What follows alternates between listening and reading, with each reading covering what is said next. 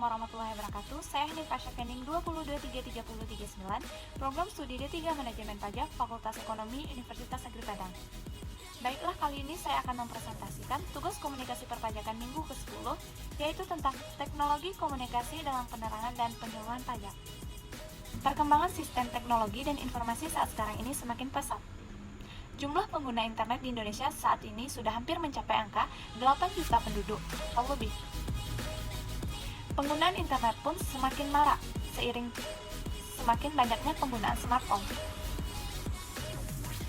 Memperoleh informasi lebih banyak dilakukan lewat internet.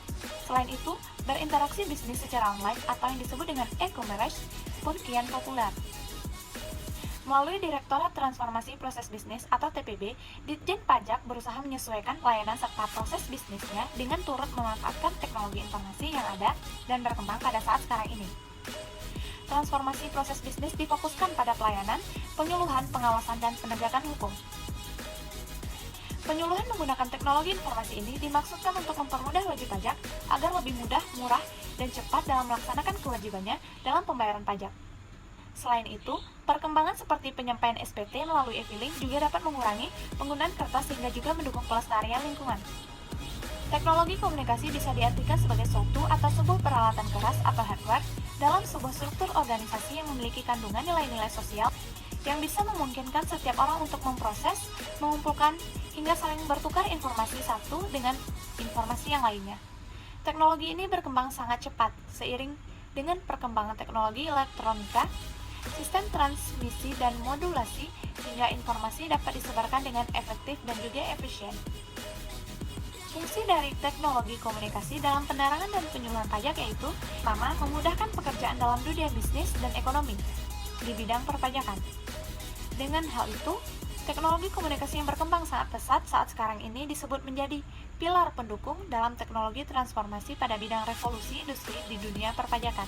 Yang kedua, teknologi komunikasi juga bisa dalam membantu dan memudahkan dalam mentransfer data perpajakan dari satu perangkat ke perangkat yang lainnya, baik dalam jarak dekat maupun jarak jauh.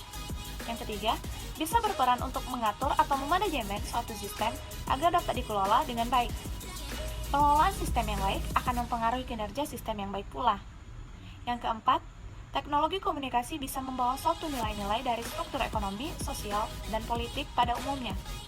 Dan yang kelima, juga dapat meningkatkan kemampuan indera setiap manusia dalam kemampuan mendengar dan melihat saat melakukan penerangan dan penyuluhan pajak ini. Teknologi informasi ini bisa dimanfaatkan dalam pelayanan dan penerangan pajak yang mana hampir setiap warga negara bisa memanfaatkan teknologi dalam berkomunikasi, baik dalam mencari informasi tentang perpajakan ataupun informasi lainnya yang mudah diakses dengan adanya teknologi komunikasi ini.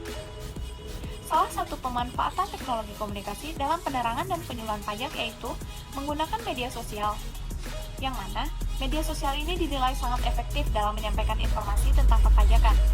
Apalagi di saat kondisi COVID-19 pada saat sekarang ini. Karena dengan penggunaan media sosial dengan adanya teknologi komunikasi ini dimudahkan dan memudahkan dalam penyebaran informasi ke wajib pajak atau masyarakat luas, dan pesan yang disampaikan juga efektif dan efisien. Baiklah, hanya itulah presentasi tugas komunikasi perpajakan minggu ke-10 saya, yaitu tentang teknologi komunikasi dalam penerangan dan penyuluhan pajak. Jika ada salah, saya mohon maaf. Assalamualaikum warahmatullahi wabarakatuh.